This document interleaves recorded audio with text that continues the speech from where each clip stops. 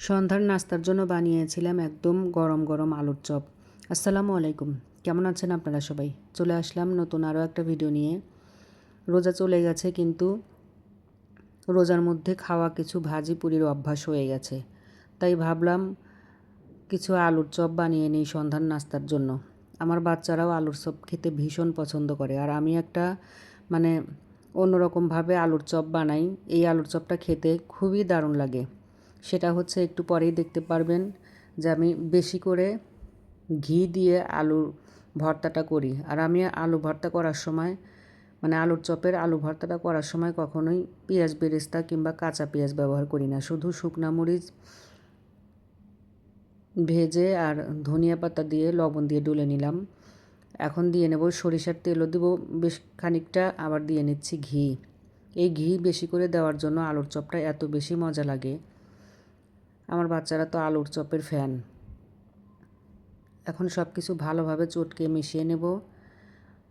অনেক কিছু লাগে না, কিন্তু এই সামান্য কিছু দিয়েই এই আলুর চপটা বানালে খুবই বেশি মজা লাগে। আমি সরিষার তেল আর ঘিটা বেশি করে দিই সবসময় আলুর চপ বানানোর সময়।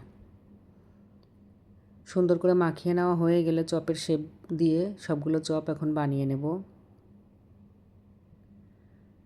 ঘির ফ্লেভার যখন আসে আলুর চপে কামড় দিলে, তখন সত্যি অনেক বেশি মজা লাগে এই আলুর চপ। সবগুলো আলুর চপ আমি হাতে এভাবে বানিয়ে নেব।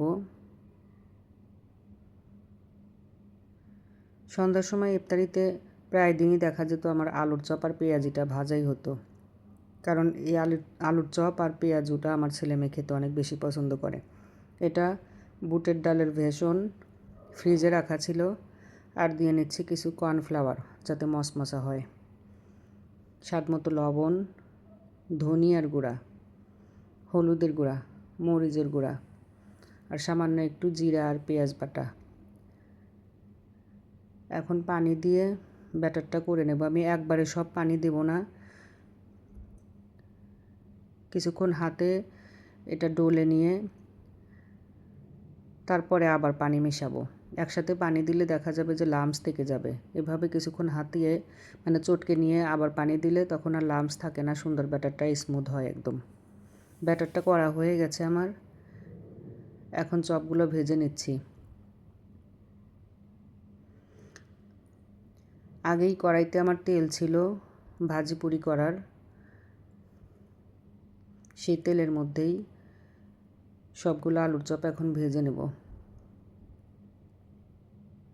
প্রথমবারেরগুলো সবগুলো একটার সাথে একটা লেগে গেছে, সবগুলো একসাথেই আমি উল্টিয়ে দিলাম। একদম মচমচে হয়েছে আলুর চপগুলো। সন্ধ্যার নাস্তায় গরম গরম আলুর চপ হলে আর কি লাগে। ভিডিওটা এই পর্যন্তই। আল্লাহ হাফেজ।